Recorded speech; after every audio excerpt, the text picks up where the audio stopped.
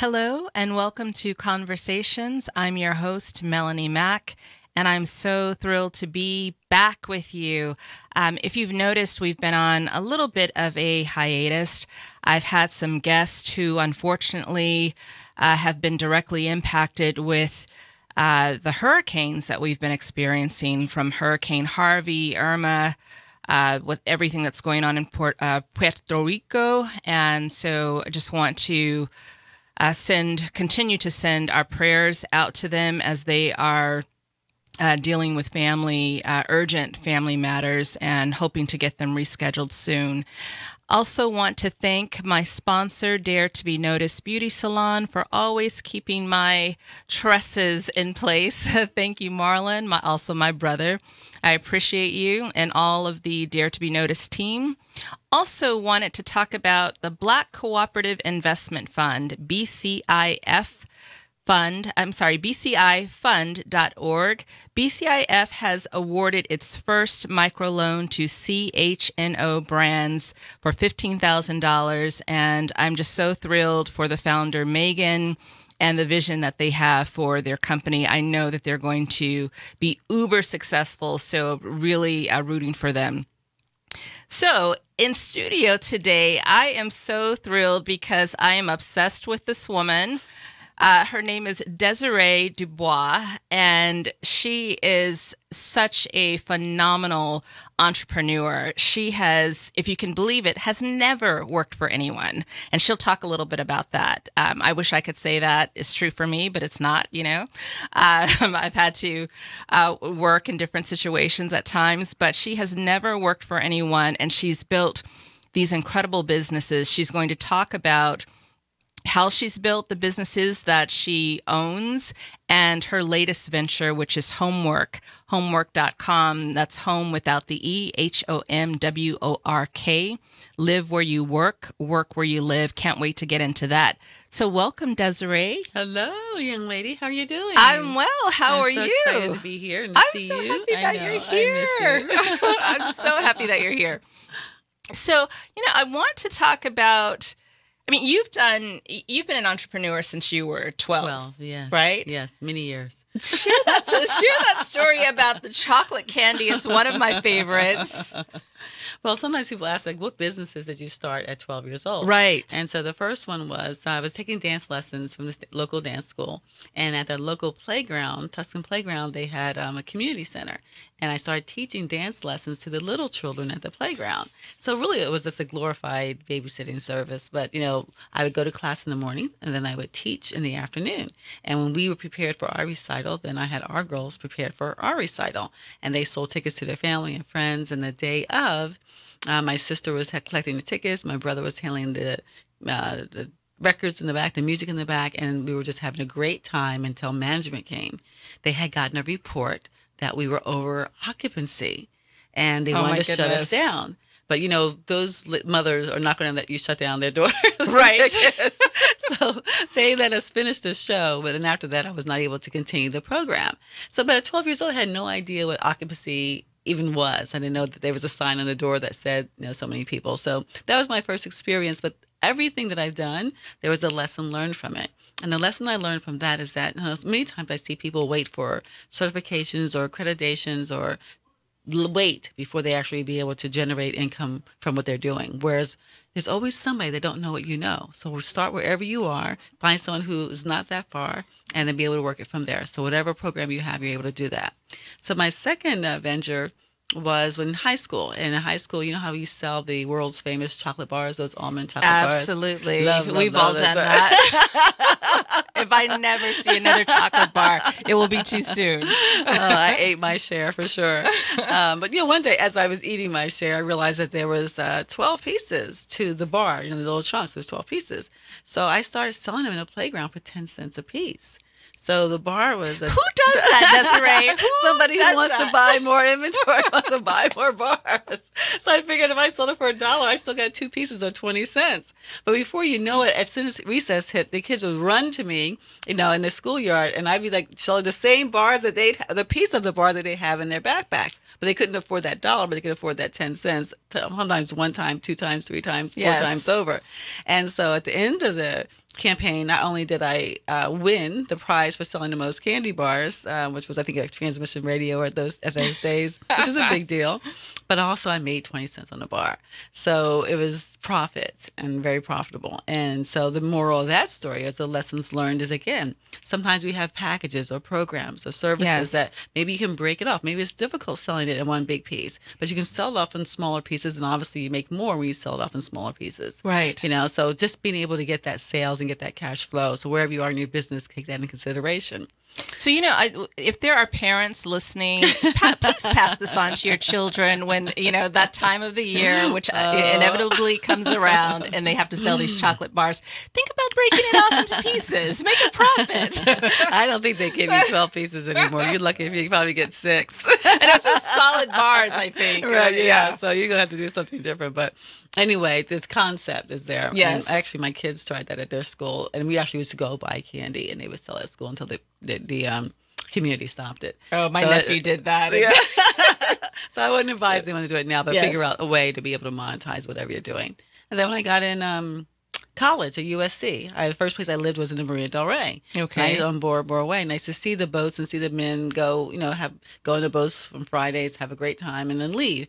And the last thing they wanted to do was clean up. So I thought, well, what about a Marina Mermaid service? You know, and so we put it out in the Argonaut, the local newspaper. Yes. And I reached out to the girls in school and said, hey, in between your classes, you could come down, clean a couple boats. They would come to my apartment. We got little blue buckets with all the supplies on it. Had little blue T-shirts, had Marina Mermaid, M-A-I-D. So it was just really, really cute. And we charged like $35 at that time. So they got 15, I got 15. It was $5 towards supplies. And so we were rocking and rolling for a long time until one young lady was smoking on the boat and caught the cushion on fire.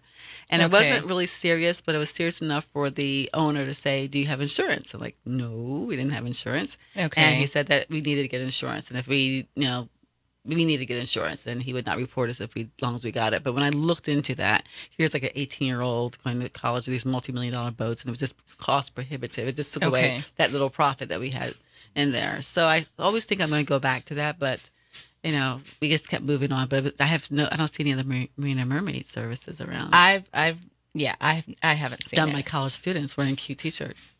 Yes. And the men actually start keeping the boats cleaner and cleaner, coming a little earlier, catching the girls in, you know, while they were doing it. But it was just really fun. It was good. It was a good business. So it just kept going from there. Had a models media, you know, it was a modeling school and agency, and we did production, and we did music videos and TV shows, and you just, you know, what I found, Melanie, and as we go full circle, that a lot of it, what I've done has been almost a lot in the same genre. You know, like I never went into like insurance or something that was really totally outside of that. Right. So just, you know, kids, women, business, arts, real estate. Let's talk about real estate. Yeah, let's talk about real estate. So you became a broker. Okay, so USC, you have mermaids. Yeah. And what did you major in? Marketing. Of course. I know, but I didn't know I would ever use it. Of course. I know, I do. So you transitioned to real estate. What drew you to real estate? I think that was when I was doing my thing. I actually got married when I was later, when I was like 29 years old. I got married, and I wanted to do something, and thereafter I got pregnant. I had my first son, and I wanted to do something where I'd had the flexibility of making a lot of money, right? But also, you know, having time with my kids. And so shortly after I had my child, I got separated, and so I said, okay, now I really needed to, you know, allocate my time really valuable and the most for it. And I never minded sales, because to me, sales is just offering. I think it's a big message for people to hear. Sales is really just offering somebody something that you have or know about. Absolutely. It's an invitation. Exactly. When you think of it, anything else than that, then it gets creepy and weird. But if it's like, I would offer you, you know, a pair of shoes, or you'd offer me that bracelet if you were kind enough to do so. Everyone wants this bracelet. Mom, everyone wants this bracelet. I'm not giving it up. Well, my mom had this made for me. Well, for example. If you were so kind. But yeah, I mean, so you look at that. So I never minded the sales, and Okay. there's always processes in that. But when I got into real estate, I knew that I didn't want to just be another realtor, because the statistics said then that, like 60% of the realtors did not own their own property. They were just selling property. So my intention, It's like the shoemaker without shoes. exactly, Yeah. exactly. So my intention was like to build my portfolio, and I slowly did that. I did a lot of lease options or lease purchase or seller carries. I did a lot of deals Okay. because I didn't have a lot of money. But I'd say the end of my divorce was the beginning of my real estate career. And so I had babies and bills, and I even did a CD on babies and bills. Wow. From babies and bills to riches in real estate. Yes. And that's what I had I had a CD done on it, and it showed all the different ways that I built my real estate portfolio and how I did it and who I did it with. Very nice. I love that. I love that. So, okay, so you're building this real estate empire, because you're downplaying it a little bit, but you're building this empire. You have a portfolio of properties that you own, and then you launch an empowered woman. Well, as I acquired the real estate, a lot of my clients were couples, and a lot of them were men, because I did a lot of investment real estate. My Okay. whole objective was to build people a portfolio, not to sell you one property, but to sell you one property. And at that time, things were appreciating so fast, and how to leverage that equity and buy another property, maybe a duplex, and maybe leverage that to buy a condo hotel, or leverage that and buy a fourplex. Sure. Just leveraging, which is a good word and a bad word to some people, but that's what we did to build our portfolios. And so but the problem was that all my clients were men predominantly. And I wanted women to do it because they had the money, and a lot of them had the income, they had the credit. A lot of them were receiving these alimonies or these divorce settlements, Yes. and they were just blowing it. They weren't investing it. Oh, wow. So I started inviting them. I said, well, I'll invite them into my house, and I'll make brunch because I like entertaining. And they can come over, and they see what I did. So I was a divorced, single woman at that time with 2 children. So if I could do it, they could do it. Right. And so we had this great lunch, and they came over, and I had someone speak about motivation with me. And we found out that a lot of them needed that motivation. So we said, okay, let's do it again the next month. And we had someone else speaking on like maybe being unstoppable. Cynthia Kersey speaking on being unstoppable. Yes. And, a lot of women resonate with that. So we said, let's do it again. So 8 months later, in my home, goodness. when it was like people were so packed, they had to bring their own folding chairs. They were bringing pillows to sit on. I mean, they were just like, because it was free at that time. I said, okay, this has to decide what we're going to do with this. Either I couldn't continue cooking for that many people, so I had to have it catered. And if I had it catered, then I wanted to have a charge. And if I had a charge, I had to have a bank account. I have a bank account, I had to have a name. So I said, one lady said, ladies, what should we name this? And went through all kinds of names. With a lot of ladies said, I feel so empowered when I leave here. Or I feel like an empowered woman. And that's what it is. I say, we're going to call it an empowered woman. And we're going to take it to a larger facility, which is the Mountain Gate Country Club at that time. Yes. And see what we could do. And I was so nervous because I had not. You nervous? Oh my gosh! I can't imagine that. No, I was so nervous that I called some of those people that had spoken from my home, and I said, okay, I'll say hi to everybody because I have to at least do that. But I want you to introduce her. I want you to introduce her. Like I couldn't stay up there long enough to introduce everybody. Yes. And at the end, I just came and said, thank you, and left. I mean, it took me years to actually be able to speak at the events that we were doing. And just even nervous that people were going to show up, just nervous because it was the first time I did that. But it's the ballet lessons all over again. You were at capacity. The ballet lessons, you were one of many. This was like me up there. But it was good, I mean, it was because it was new and because the timing was just so perfect. Mm-hmm. And women really needed the empowerment. They needed the community. They needed the sisterhood. They needed resources. They needed education. Yes. And so we just constantly, every second Sunday of the month for 8 years, I think we missed 2 times in 8 years. We were always talking in December, but all the other months we always had a second Sunday, and different speakers spoke on different things and different themes, and it worked. We built a community that way. That's incredible. I just want to go back for a moment because you mentioned that when you launched An Empowered Woman, you were cooking for your guests. You were cooking for the women, and I just have to share with the audience that I made this long trek to spend some time. It was so long, but I made this trek to visit with Desiree not too long ago, and when I got there, she could see that I was a little flustered because I had just been on the road for, I don't know, it was like Hours. 2.5 hours. And so she said, Melanie, are you hungry? And I said, sure. And so we're in this gorgeous kitchen and she cooks a full meal for me. I thought she was just going to grab, like a bag of chips or, just something so that we could get started. And she made salmon, and I think it was couscous, and it was arugula. It was amazing. And there were, grape tomatoes, and it was just wonderful. So she's an incredible cook. And so I know that the ladies that were attending were loving that. And really, truly, it's because of you that I've been eating healthier, because you kind of called me out on that. You said, well, what are you eating?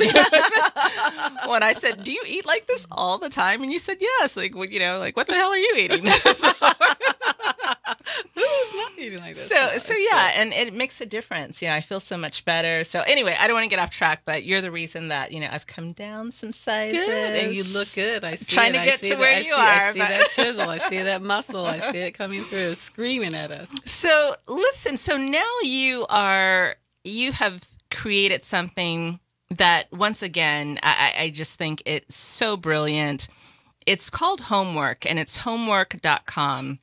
For those of you listening, if you want to go to the website, it's homework without the E.com. And it's live where you work where you live. And anywhere in the world. Anywhere in the world. Anywhere in the world. And, one of the things that I love about it is that if you're familiar with the Airbnb business model or WeWork, with the co-sharing workspaces or co-sharing rentals that you can reside in as you're traveling versus staying in a hotel.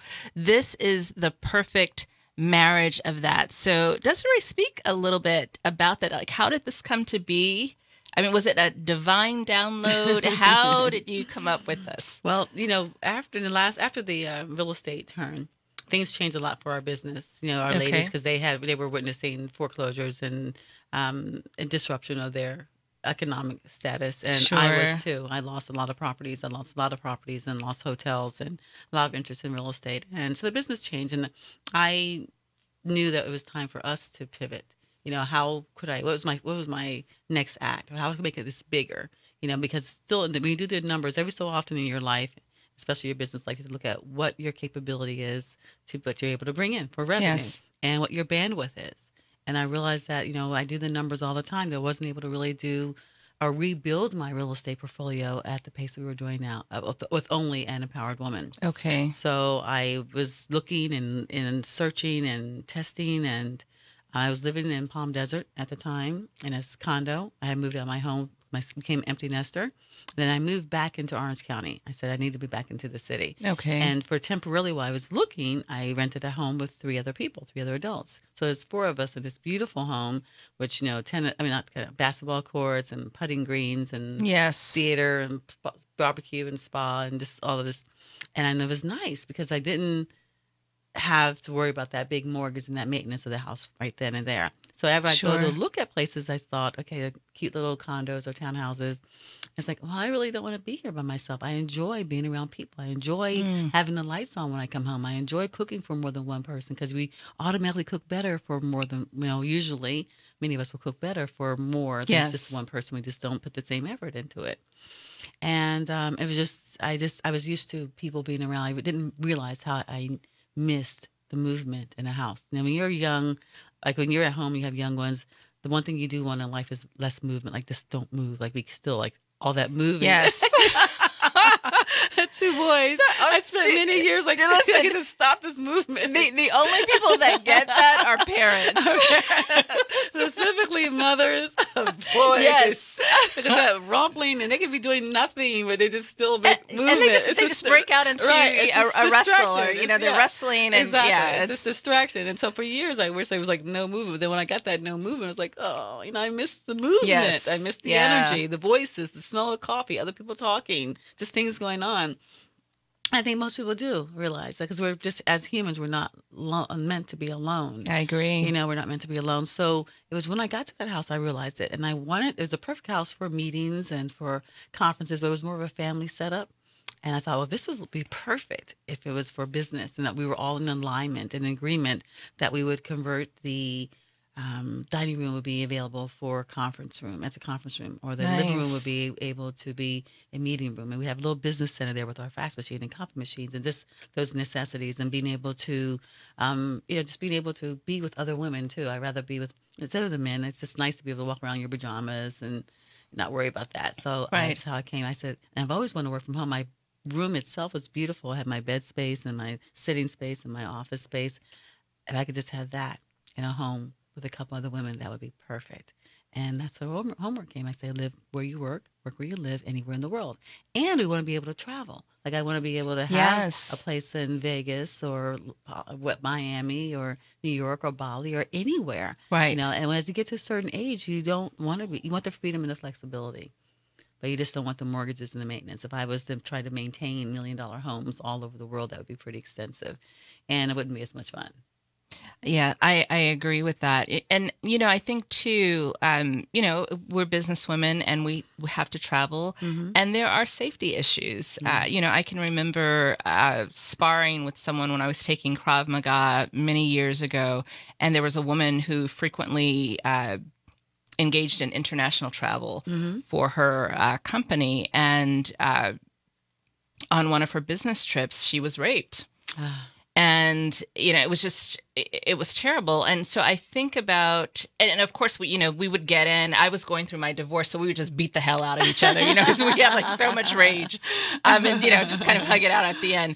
But I think it's so important to have a safe space, because these people that are in the homes that you've created, the people have been vetted. Yes. There's a background check, correct? Yes, And yes. and there are other women, and you're Yes. not alone in a hotel room. Yes, yeah. So to that exactly.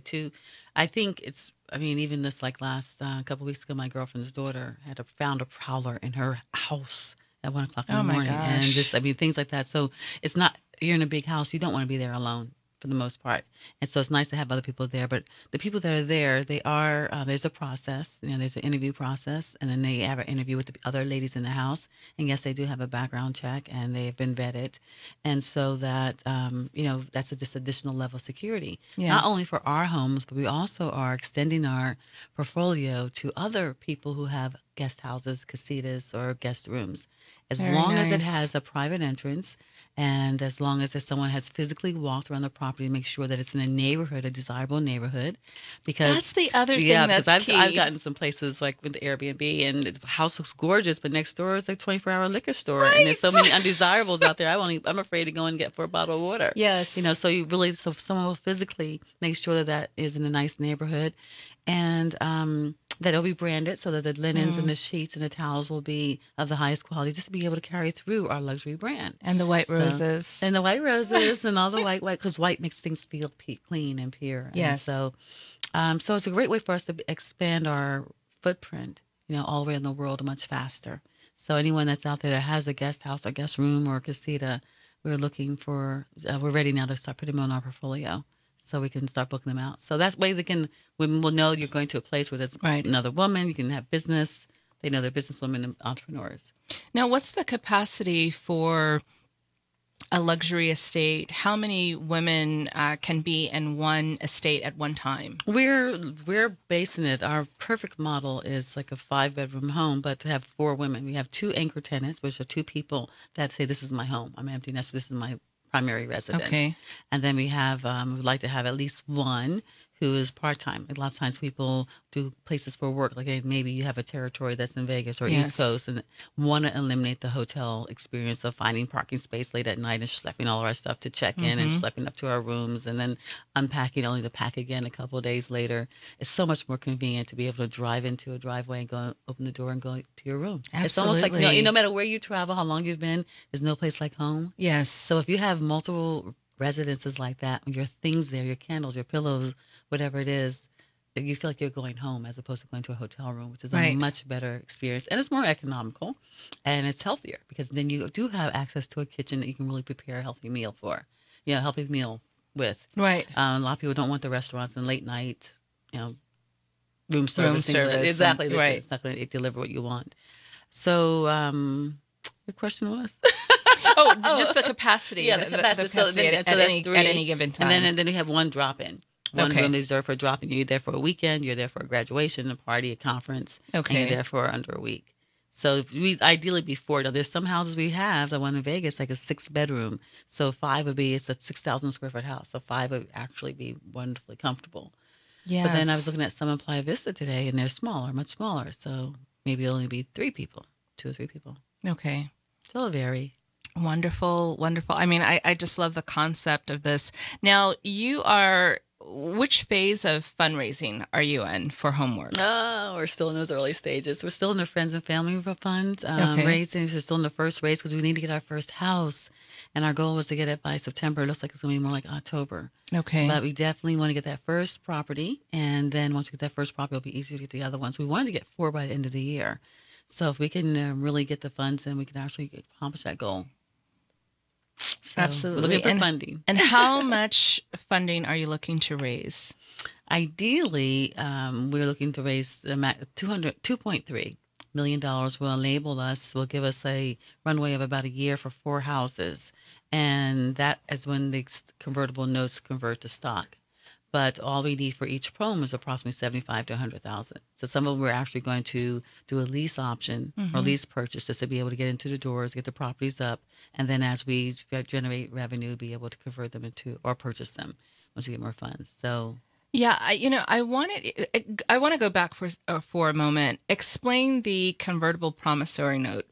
Many people don't know what that means, and I had the pleasure of meeting the founder of I think it's Refinery 38. I hope that I'm not saying the company name wrong. And she talked about the same thing in fundraising.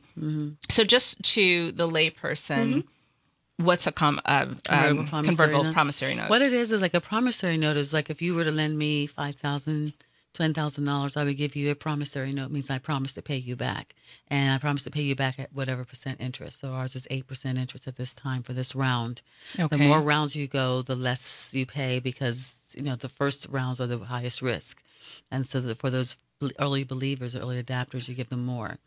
That promissory note, so it's a promissory note. I promise to pay you back this money, this amount of interest. The difference is that this promissory note, when we reach a certain threshold, and every threshold, every business is going to be different, converts to stock.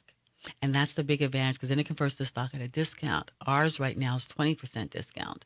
And then again, as we go through the next rounds, they'll go to 10% and they'll go to 5%. So immediately when it converts to stock, you have 20% more. You invested $100,000, now you have $120,000 worth of stock. Right. So that's the advantage of coming in early, but it's secured by that promissory note. So that note converts to stock. You have the option to opt out, but the whole objective is to be able to get in for the stock because that's where obviously the money will be made. Right, right.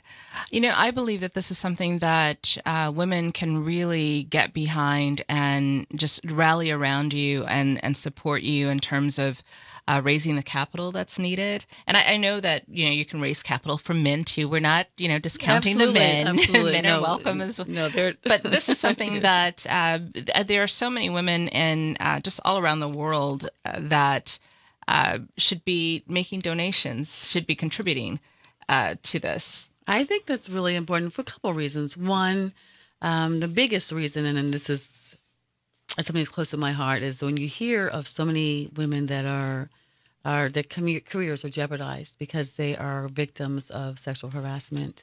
And there are some companies that we know of that have been in the news very recently in this co-sharing space. And so or in the entertainment industry, it doesn't matter what industry you are, is that when you have to make a decision of whether you're going to jeopardize your job or your integrity because of someone else's, I think that's brutal. That is brutal. And if nothing else, the only way we can really combat that is to build our own. And so I champion women to participate with this because if we build our own, that's one less thing to worry about because you will be promise that you will be accredited for your energies and for your knowledge, for your craft, for your skill, and nothing else. So I think if we want to overcome, if nothing else, we want to overcome that problem, we have to start building our own, and we eliminate that. The second thing is that real estate. Real estate has always been every Every top person, I mean, every very, very wealthy person, I'm sure 99% of them have some stake in real estate. And Absolutely. long term, I mean, yes, you can do the fix and flips and all the good stuff, but long term, this is a great way to be able to invest in real estate. It has to be designed as a syndication. So what you bring in, what you put in, what you invest in, it's a real estate investment.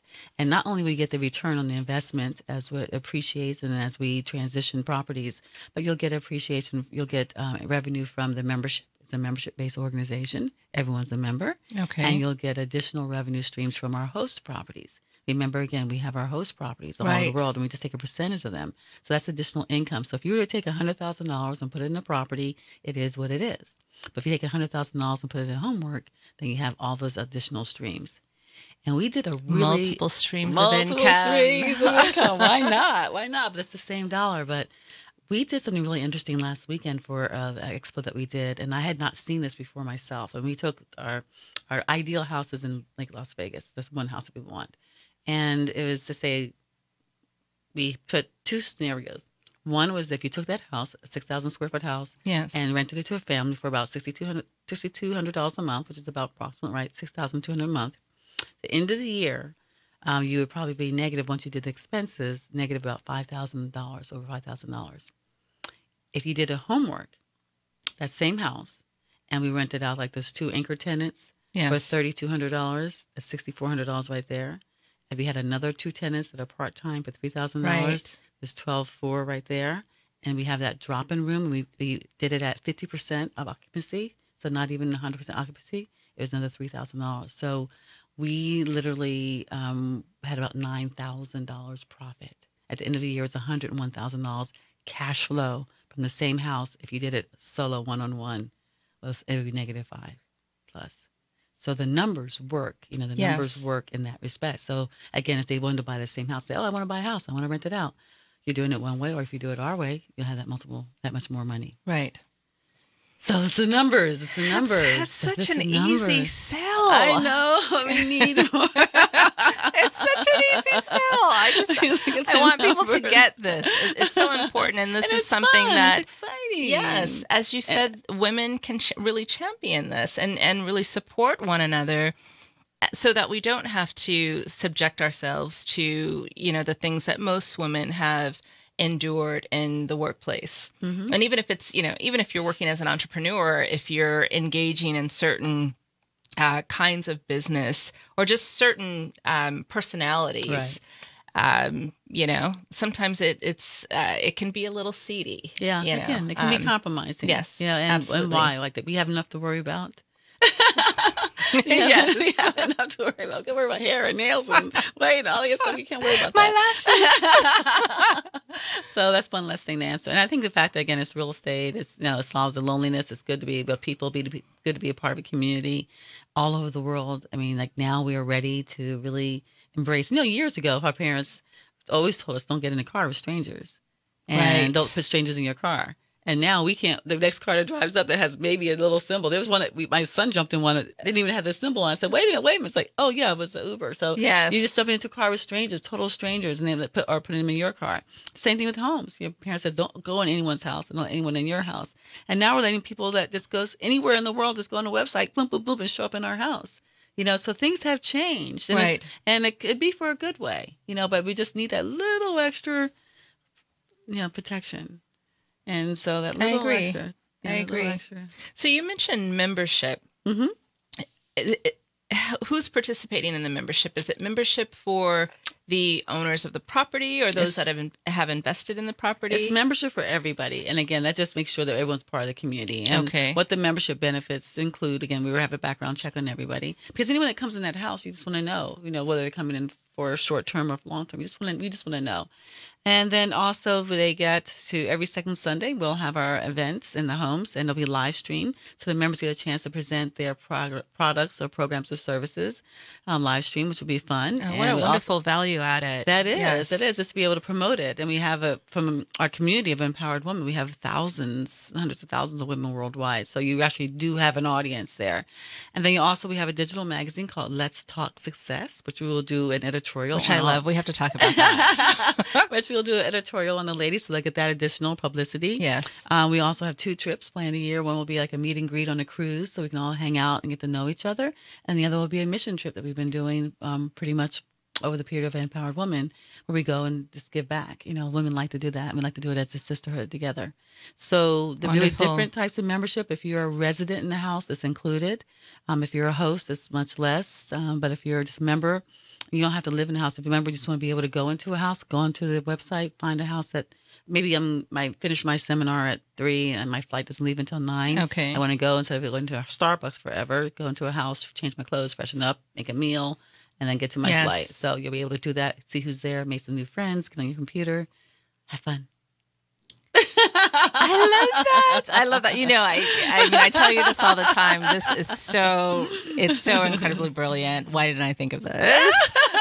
But it's incredible. Who would you say is the perfect avatar or archetype for this business model? Good question.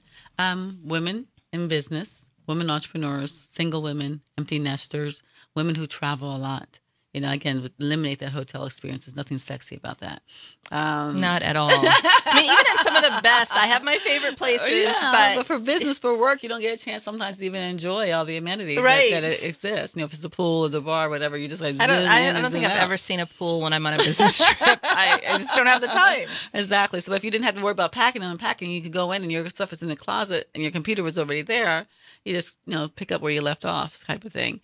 So that's that. We also working with executive recruiters because many times they're negotiating with somebody to come to a city to work. And the person they can't either find or afford or do they want to find an apartment by themselves, especially certain areas like, San Francisco, certain states where it's just so cost prohibitive that sometimes it actually negates the contract because it's not worth it. But they are getting the amount that they're getting is not worth what they have to pay as far as their living accommodations, besides the fact they're in this new city and don't know anybody, with no friends, don't even know where the local manicurist is. They don't know, don't have any friends or buddies. And that loneliness is a huge factor that people really, it's like called the it's called a new age medical crises. Second to obesity. Is it? Next second to obesity. They said, I read yesterday that loneliness is equivalent to 15 cigarettes a day, the effect that it has on your body as far as decreasing the years on your life. It's that serious. If you smoke 15 cigarettes a day, that's how loneliness can affect you because it leads to depression and these isolation periods. That's why they put you you're in prison, isolate you. So that's the punishment. Right. So that's bad news. It's not a good thing.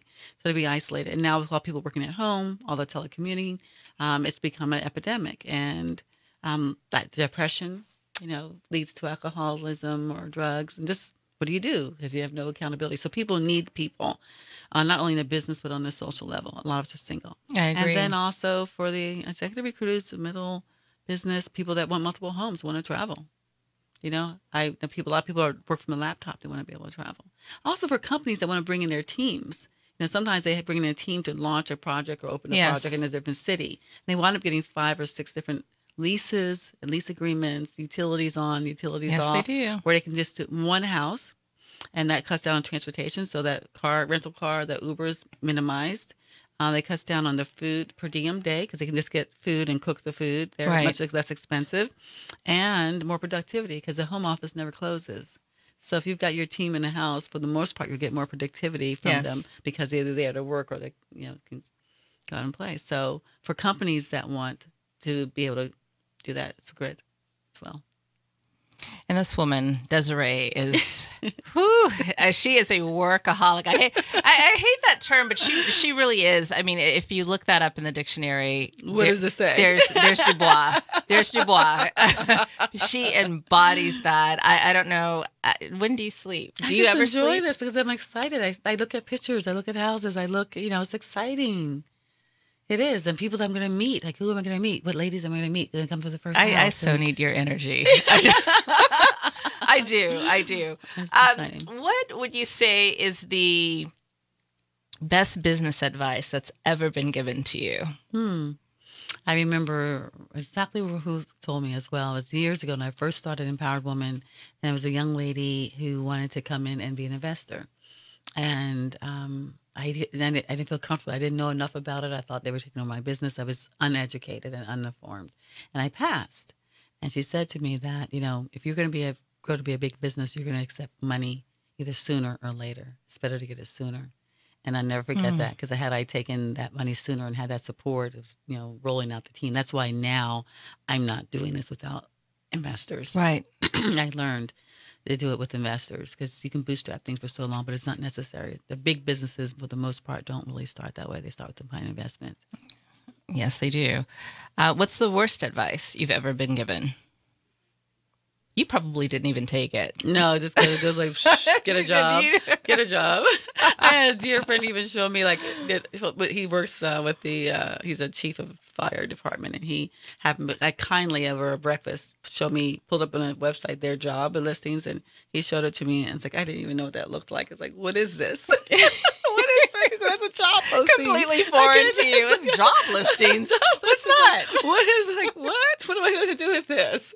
Thank you. But I never did a resume. I don't know how to do a resume. Oh, that's hilarious, Desiree. I'm going to apply for a job. Who's going to hire me? I got no references. Oh, well, you've only built these incredible businesses. Yeah. And no references. In the traditional sense. Yeah, you have a tribe. Oh, okay. Well, that's funny. That was, I cried. I didn't know if I was supposed to be happy or sad when he did that. Like, bless your heart. Thank you. Well, yeah, sometimes you do have to say bless your heart to, to those people that just don't get it. Yeah, it was his intention. And I understand. My 2 sons are entrepreneurs. It's not really what I wish for them, because I know the journey, and it takes a certain blood type to be an entrepreneur. It really does. Absolutely. It does. What would you say, what is that makeup for a woman? Wow. For a woman, you have to keep telling yourself, well, the biggest thing I think for a woman is not to let anyone or anything dim the light that shines within. Oh, that can come to you from in relationships that you feel it may be compromised, whether it's your partner, whether it's your children, right, whether it's with other friends, whether it's with life itself, the relationship that you have with your clothes or your house. I mean, you have to be, you can't, all of that can become compromised, including your self-esteem. Yes. It was the funniest thing. I was telling someone today that someone told me that no matter what you do and what's happening to you, you have this, I don't know where you get this incredible amount of self-esteem, because there's certain things you won't still, and you won't, they wanted me to do something that I didn't want to do. So I wouldn't do it. He says, I can't understand, no matter what, you're not in a position really to say no. I said, well, reason why I think that's all that I have. If I've got nothing else, if I'm dead broke, at least I have my self-esteem. And if a woman has that, she can still keep walking with her head up. That's so powerful. So many of our young ladies that are just starting out, and they're not quite sure what their career trajectory is going to be, and I think that's one key thing. A major thing that's lacking is self-esteem and that confidence. Just to have the moxie to go forward and do that thing that you want to do, because there are going to be so many naysayers. And the reality in itself, can tell you, like, when you can't get the funding, or you can't get something launched off the ground, or you can't get something done, and you think, like, what is it? So it's your self-esteem that's going to carry you through. It's your self-esteem. That's your only asset. You can be broke and not be penniless, but you have your self-esteem. The world won't know. But you can be rich and have no self-esteem, then you're just, you're just up for grabs. So that is the fuel. I mean, that's your fuel. That's all that you can maintain. That's the only thing that people can't take away from you unless you give them the right to. Very powerful. What would you say, what kind of advice would you give to someone starting out, a woman starting out, and she's at this fork in the road, and she's looking at that job listing versus a vision that she has that requires being an entrepreneur? Well, I don't think there's anything wrong with having a job, especially if you can do that and ease the pain. If you need the base for the income, and if I could have found something, that sometimes if I would have found something, I would have done it even just for the extra income, but also to learn more. There's nothing I would have liked to have learned more about the digital media industry and certain industries. So there's more than a job can give you. Something can give you a step up, through connections, and it can give you again knowledge and credentials and ease. I just didn't happen to find those plateaus when I was on my way, but I think that could be a good thing. But just say, okay, I'm going to work, 9 to 3 instead of 9 to 5 if possible, or noon to 8, and then from 6 in the morning to noon, work on your thing. I mean, just slot it in. Just don't dismiss it. Don't discount it. Look at it as your second job, and really, really, really devoted. And that's where your self-discipline comes in. And if you don't have self-discipline, you're not going to be successful as an entrepreneur anyway. Right. So you're going to have to be able to time slot, to be disciplined, to be focused, and to be, and then just to find the ability, the energy, and the resources to do what you need to do. So it can happen whatever you want, but just decide what you're going to do, and be prepared to fail forward. Yes. Some people are so afraid to fail. They're so afraid to fail. And the other thing is they're so afraid of what other people think. I know. And I could care less. Well, you know what? Caring what other people think could be valid in some people's case, but you know what I do for that? I listen, because no matter where you are, what you've been in your journey, there's still those moments. I mean, I have to say, there's moments where I'm thinking like, oh my God, is this, going to happen? It's going to happen fast enough. It's, is it, because people, you hear all these things like, is any of that true or not true? And I have my iPad, and I listen to all those motivational videos. Like there's one, Build It. Oh my God, I remember it. If you just go to motivational videos, like entrepreneurs that have built businesses. Okay. How I Built It, I think is a series. How I Built It. The number one's How I Built It. And they have all those stories of the people that built, women that built Spanx or edible flowers, and just all these different things. So I listen to it at night, those stories, and I put the iPad under my pillow. I listen to it when I'm in bed. Yes. And then in the morning, I pull out my pillow and I listen to it again. And some of them, if it's Tony Robbins or if it's the stories, listen to it over and over again. Because when I listen to those stories, it makes me think, okay, Desiree, you're not crazy. You're not crazy. Because some of these people, they had, they were eating ramens and they lived in their cars, and they were like $100,000 in credit card debt. One guy explained how they would keep, I don't even know how they did this, apply for credit cards and max amount, cry for credit cards and max amount. They consistently did that. So, the sacrifices that you're making and the time that it's taking, you see this, okay, it's not just you, it's just part of that process. And then some of them will get really, really successful, and then they fall back, something happens. And you need to know that it's just not you, and you need to have people to talk about it with, and you need to listen to other people's stories, and you need mentors. And that's one thing I have not been really good at. Should have more mentors. You need to be able to stay in that like-minded with people like-minded. Sure. And not the people that are at home, and not the people that are around you, because they're not in the trenches with you. They're not entrepreneur. They don't understand. Right. And I personally, I don't like having those conversations. I don't enjoy having conversations with people that have not at least been where I've been, or they are so far beyond where, I want to go. Right. But the other noise, I have to tune it out, because it just, it's just like womp, womp, womp. I just don't hear it. One of the books that I really love, speaking of motivation, is one of Richard Branson's books, and it's called Losing My Virginity.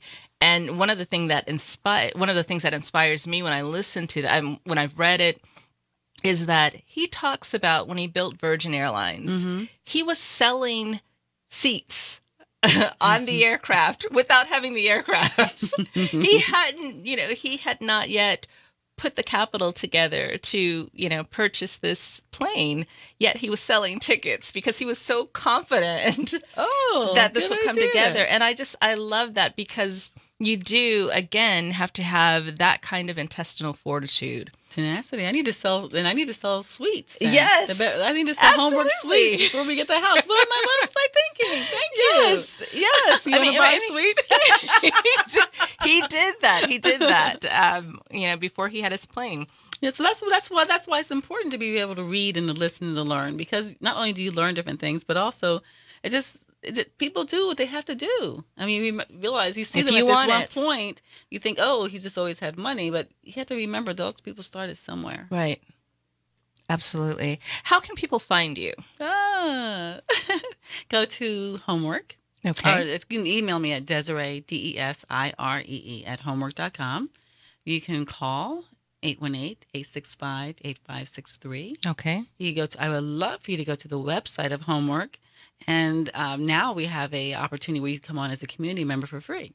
Because what we want to do is we want to get people's feedback into what they want, what they're looking for. So you get a free community membership if you go to our website and just fill out a few questions, your name, address, phone number, and so forth. And tell us what cities you'd like to see that in and what you would like in the homes, just so we get some feedback. And that way you'll be the first to know when the first house is open. We have our open houses, when we have our events, because we're going to start giving a lot of events. We have one on October the 12th, actually. Oh, that's around the corner. Yes, yes. So if you opt in to go to Homework, HOMWORK.com, there's no cost, there's no fees, there's no catch. Just sign up so we know who you are and we can make sure we keep you tuned to what's going on. Yes.